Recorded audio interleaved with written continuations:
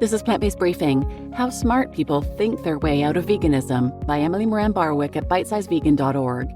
I'm Marian Erickson. This is the curated content plant-based podcast where I narrate a variety of articles on plant-based and vegan living with permission in about 10 minutes or less every weekday. So now let's get to today's Plant-Based Briefing. How Smart People Think Their Way Out of Veganism, Part 1 by Emily Moran Barwick at bitesizevegan.org. How can a highly intelligent person who appears to have made a real ethical connection to the tenets of veganism ever go back to consuming animals? What shifts in their intellect? Let's explore how and why smart people can think their way out of veganism. When someone who demonstrates a high level of intelligence and reasoning and appears to have made a real ethical connection goes back to consuming animals, it can be very challenging for vegans to understand. As a chronic overthinker myself, prone to over-intellectualizing literally anything, I thought perhaps I could offer some input on how and why intelligent people can think their way out of veganism. So let's get to it. Why do smart people stop being vegan? Veganism isn't a matter of intelligence. First off, I think we need to disabuse ourselves of the notion that intelligence and veganism are directly linked. Being vegan doesn't mean you're more intelligent. Being intelligent doesn't mean you're more likely to go vegan. How intellectualizing can work against veganism. Sometimes our intellect actually gets in the way of grasping the most basic core concepts of veganism. Much of my job as a vegan activist is helping people remember fundamental truths we've all known since childhood, like it's not okay to hurt others. The individuality of non-human animals is not a deep intellectual concept. It doesn't take scholarship, it doesn't take research, it doesn't take anything but just opening your eyes and looking at them. You don't need to have a high level of education. You don't need to have a medical doctor. You don't need to have any of that. If you've watched my videos and read my articles, you'll know that I do greatly value solidly sourced educational presentations. I do believe that facts, figures, logic, and transparency are vital in vegan outreach.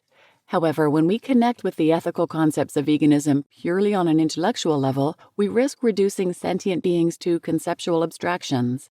Non-human animals can end up relegated to faceless data points just as much as they are within the animal products industries. This is where intellect can become a problem by helping smart people think their way out of veganism. The mental gymnastics of justified exploitation. Now everyone, regardless of their intelligence or education, can find plenty of rationalizations for not being vegan. But it's all just the same mental gymnastics our intellects perform to justify what we know at an instinctive level is unacceptable. If we set aside the tragic consequences, it's actually quite amusing to observe how far we humans will bend over backward to justify our use of animals. Take, for example, the PR disaster of male chicks being ground up alive in the egg industry. Every time an undercover video makes headlines, the public gets pretty pissed, though they don't understand that grinding up babies is not only standard practice, but is actually the animal welfare dictated method for chick disposal. Anyway, the egg industry knows this looks bad, so governmental entities, universities, and tech startups banded together to find a way to sex eggs before they hatched into cute, fluffy baby chicks that even the egg-eating public didn't like seeing ground up alive. To be clear, despite this innovative idea, male chicks are still ground up alive in the egg industry to the tune of around $3.2 billion a year. Just take a moment to imagine the brain trust roundtable discussion on the whole chick blending alternative issue. In considering what to allocate an insane amount of money, governmental resources, time, effort, and technology to, I know one opinion that was never raised. What if we just don't eat what comes out of the back end of a chicken? The absurdity of appropriate exploitation.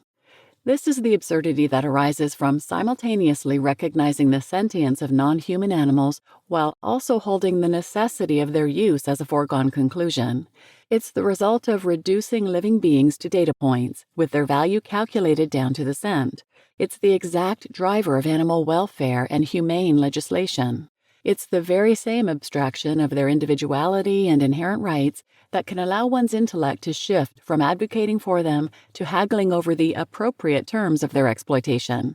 I've spoken in great depth about how welfare regulations and the approach of reducing suffering are actually harmful to non-human animals. Please see the following speeches and posts linked here. The Best We Have to Offer, an in-depth speech primarily for non-vegans. Are You Avoiding Cruelty? An in-depth speech primarily for vegans and activists, and More on the Humane Myth, all linked here. The power of the greatest lie ever told. Still, I don't think the intellectualization to the point of abstraction fully addresses why smart people stop being vegan. Now stick with me on this, because I'm going to get a bit existential myself here. I think to truly understand how someone expressing firm ethical conviction can fall back into irrational justifications, we need to understand the sheer power of what I've long referred to as the greatest lie ever told. I even made a slam poem about it linked here. Think, for example, about how many well-educated, intelligent people make it into adulthood believing that cows spontaneously make milk. Such a glaring blind spot in basic logic is not down to a lack of intelligence. It stems from something so deeply ingrained within us that it crosses all countries, cultures, social classes, and education levels. Something fixed into our psyche so early and so firmly that it easily overrides all reasoning. Concepts that we take in as children are integrated very differently than things we learn later in life. Think about a child who grows up multilingual. They aren't consciously learning the grammar and declensions of the languages like an adult would have to. They likely won't even remember the process of learning the languages at all. Now let's consider something more tied to identity and sense of self, like a belief system, whether religious or not, that we are raised within. This belief system is integrated into not only our sense of self, but our sense of reality itself. When that belief system is later challenged, whether by other people or even by our own doubts, it can feel like a threat to our very life. After all, what are we without our sense of self and understanding of reality? The drive to preserve sense of self and reality. So, what does this have to do with veganism and the greatest lie ever told concept I ominously dropped earlier with zero explanation?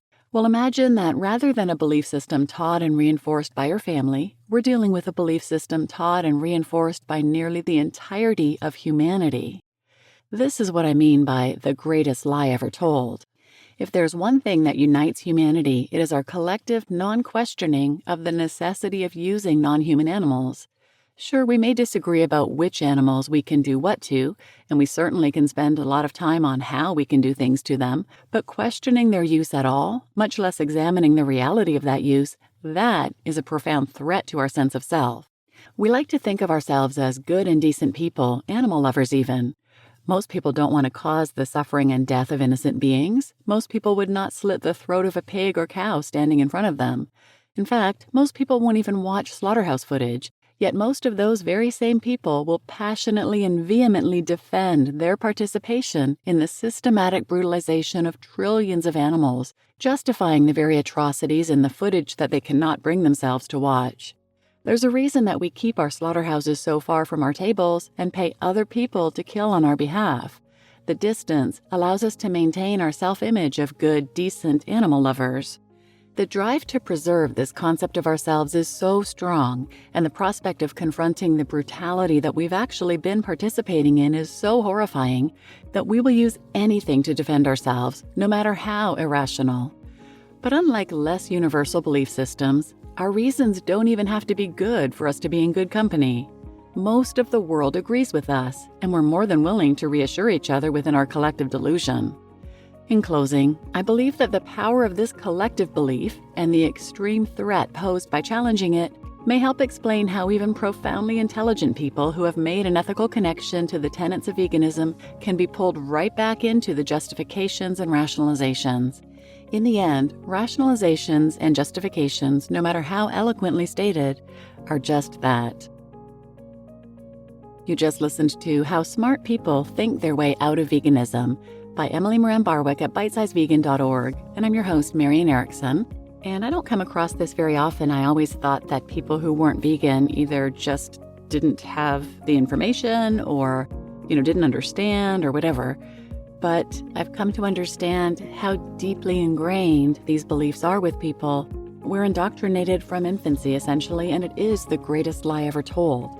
I have a friend whose daughter stopped being vegan, and I said, oh, that's too bad. If only she would watch, this or this or this, or, learn about the animals. And she said, oh, she's seen all that stuff. What? I didn't get it. It made no sense to me that somebody could have made that ethical connection and then just dismiss it. But, this makes sense. And tune in tomorrow as well for a related episode. And if you do want to check out another, I'll link this in the show notes, 76, infant indoctrination. And please share this episode with anyone who might benefit, and thanks for listening.